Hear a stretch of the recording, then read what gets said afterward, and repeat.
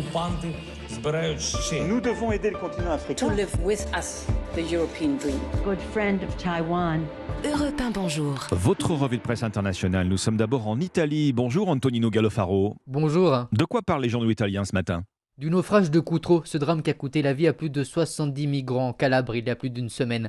L'alerte a été sonnée à 4h du matin seulement, se défend le ministre de l'Intérieur devant le Parlement, comme le rapporte la Repubblica. Que ce gouvernement empêche les secours est donc faux, ajoute-t-il encore. L'opposition exige des explications sur le déroulé du drame, sur l'absence de secours lors du naufrage près des côtes calabraises, mais l'exécutif est aussi critiqué à cause des conditions dans lesquelles vivent les survivants. Des bancs à la place des lits, des toilettes insalubres, les naufragés sont traités comme des animaux, écrit la Stampa. La première ministre Giorgia Meloni entend répondre à toutes ces attaques et le fera sur les lieux du drame, comme le confirme l'agence de presse ANSA qui annonce la délocalisation du Conseil des ministres demain à Cutro en Calabre. Nous voici à présent en Tunisie avec vous, Mehdi Aouas. Les gros titres des journaux tunisiens.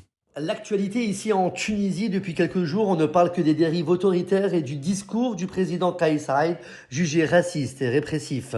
Des manifestations ont éclaté un peu partout dans le pays, condamnant les propos du président comme racistes et haineux. Ce discours a provoqué un tollé et semé un vent de panique chez les migrants subsahariens, selon la radio Shams FM.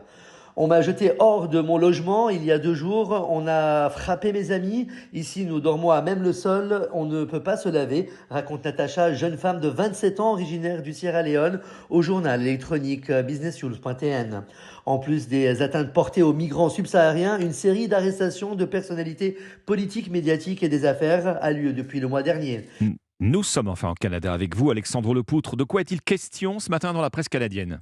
Eh bien, d'une série de mesures pour savoir s'il y a eu ingérence de la Chine dans les élections fédérales. Pour calmer les critiques et rassurer les Canadiens, écrit le journal La Presse, Justin Trudeau lance une enquête à huis clos et la nomination d'un rapporteur spécial indépendant. Il faut dire que le Premier ministre est dans la tourmente depuis que le Globe and Mail a révélé que la Chine aurait interféré dans les élections de 2021. Son but est bien faire battre des candidats conservateurs jugés hostiles à Pékin, au profit donc de candidats du Parti libéral de Justin Trudeau. L'aveuglement de Trudeau doit nous préoccuper, titre le journal de Montréal. Par ailleurs, l'opposition n'est pas convaincue de ces nouvelles mesures. Elle demande une enquête publique et surtout pas à huis clos. Une chose est sûre, toute la lumière doit être faite, conclut CBC. C'est le bien de la démocratie qui en dépend. Merci Alexandre Lepoutre, merci à nos correspondants.